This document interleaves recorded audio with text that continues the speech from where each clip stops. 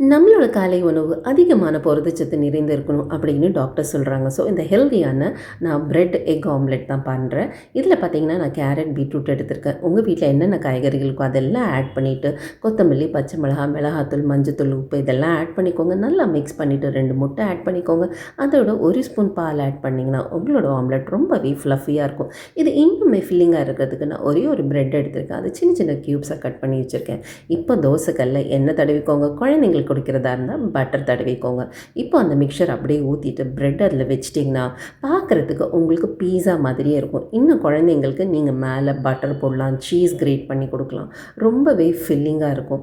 இதை 2 சைடும் திருப்பி எடுத்துக்கிங்கன்னா உங்களோட காலை உணவு இந்த எக்கும் பிரெட்டும் ஆம்லெட்டும் ரொம்ப ரொம்ப ஃபில்லிங்காக இருக்கும். வெஜிடபிள்ஸ் இருக்கிறனால ஒரு ஆம்லெட் சாப்பிட்டு போனீங்கன்னா ஒரு நாள் முழுக்க உங்களுக்கு ரொம்பவே ஆக்டிவாக எனர்ஜெட்டிக்காக இருக்கும். காலங்காலமாக இட்லி தோசை சாப்பிட்டு பழகினதுக்கு இது ஒரு வித்தியாசமான ரெசிபி.